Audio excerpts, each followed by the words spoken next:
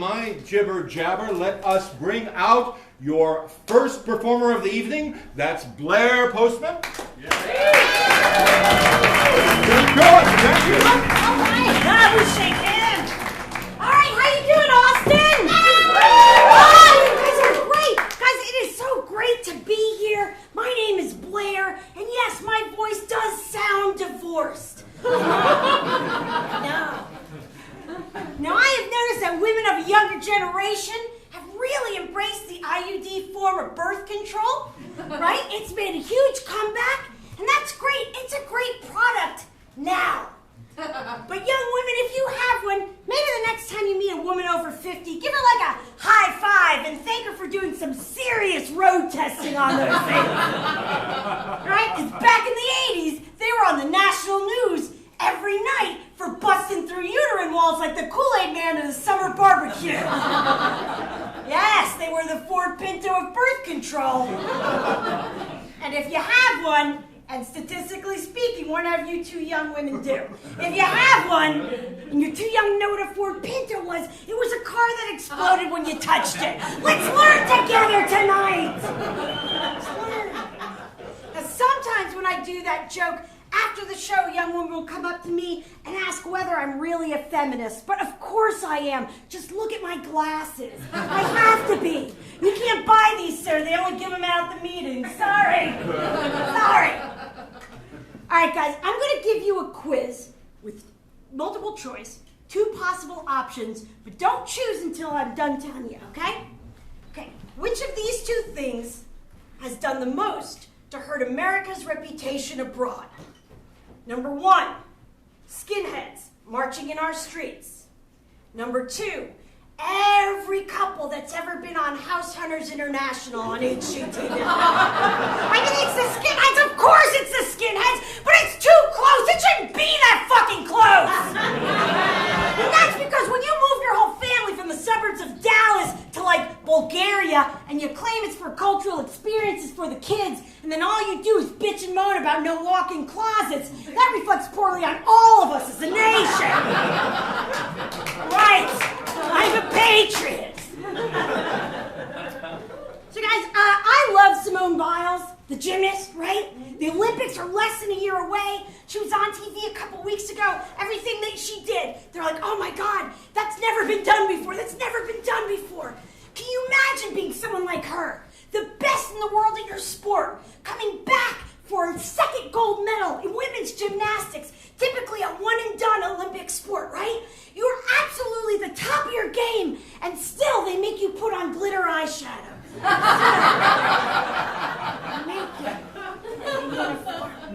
So yeah, I've been married a few times. How many? Not important. It's not relevant for us here. But I've been married to my current husband for 12 years, and P.S. does not love it when I call him my current husband. Doesn't sound optimistic, does it, sir? And mostly things are great, but a few years ago, he threw a little, plot twist into our relationship. He decided to give up drinking alcohol because he's a quitter who hates fun. I'm more disappointed than you are, ma'am, I promise you. Now, you guys may not know this, but when a real professional level drinker decides to hang it up, they suddenly have between 12 and 24 extra hours every day that they now need to fill with new stuff to do. Right? So you might have thought your loved one was trouble when they were drinking, but oh, my friends, just you wait till Mr. Newly Sober with too much time on his hands starts coming up with some big ideas to fill those empty hours. Like maybe he's gonna study a dead language, or take up doomsday prepping, or maybe they'll be like my husband, who thought that we should take up running in races outside with other fucking people. You laugh because you can see me very clearly. You know this is a bad idea, right? I am short, I am spherish. I am squishy in a lot of places. Yeah, I've always been an only run if I'm chased kind of gal myself. He knew that about me, so I got pissed off. I said, look, buddy, I might stay through some drinking, but I will not stand quietly by as you try to turn us into goddamn running people. Because that is the line I will not cross. That's my moral center. Right over there on the couch. But I gave in. He made us train together for months. Then has run a whole bunch of 5Ks. All over the place. Every weekend was another road trip somewhere, to the point where I now have thrown up in historic downtown districts in cities all over the Southeast. Then we ran a 10K. And in that 10K, I came in last. Now, spoiler alert, this is not going to be a motivational part of the story. But I didn't have an Oprah moment, dig down deep inside, discover my resilient spirit. None of that bullshit. Just came in last. There were 1,000 people in this race. Some of them had profound physical disabilities. Crossed that finish line before I did. Now, good for them, but bad for me. Bad for me. I remember at one point, I could barely lift up my head, but I could see through my rivers of sweat the parking lot where the whole shindig started. And I noticed that all the food trucks and the tchotchke vendors had all packed up and they had gone home. Right? All the volunteers were gone too, except for the one guy in the golf cart who was 6 inches behind me for the last 2 fucking miles, picking up each individual orange cone as I slowly dragged my ass by. That's Ricky, he's my hero, and we keep in touch. Eventually I crossed that finish line. My husband was there. And he started saying things to me like, Blaire, isn't it amazing? Isn't it amazing how much faster I'm getting? It's amazing because I'm so much faster than you now. I said, you know what, honey, that's true. But you really want to amaze me, hotshot? Try running with these. Run with these. Look at them so directly at them. For science! Don't turn away! I need you right now! This is for science! Vouch for me, for the people in the back. This is way too much boob for a girl my height, right? Right? You're goddamn right it is! I can't use all of this day in, day out efficiently. I don't care how big your mouth is. It can't be done. Not all of it, not every day. It's like having 2 recently dead mammals to strap to my chest at all times. And no, that does not hurt. And I am fine for nothing. And I am out there, red-faced and sweating on my little hobbit legs. You know, I'm just a busty Bilbo Baggins. Just trying to make it back to the Shire, my hobbit home. That's all I want.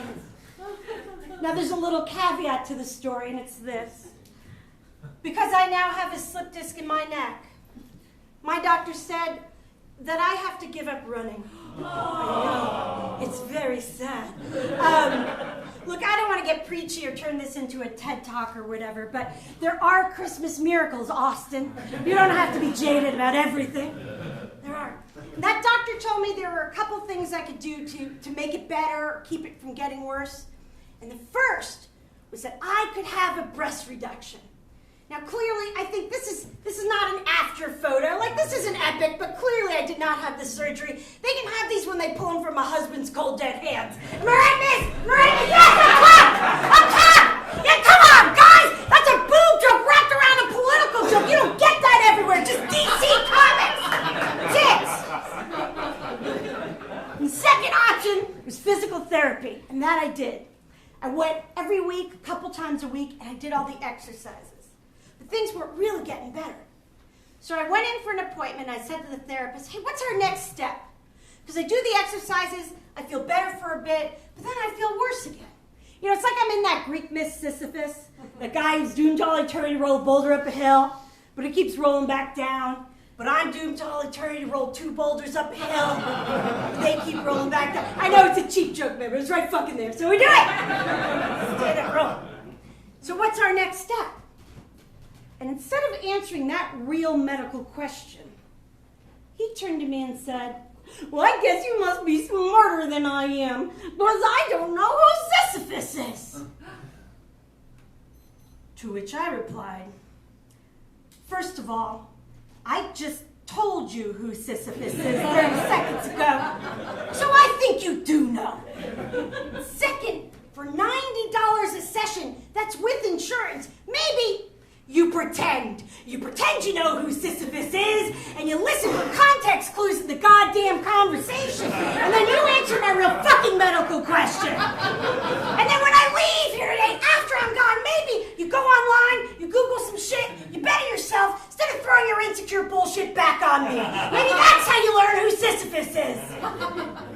Maybe that's how you do physical therapy." Now, the other patients in the waiting room that day stood and applauded as I was forcibly escorted out. And I regret nothing. All right, guys, my name is Blaire.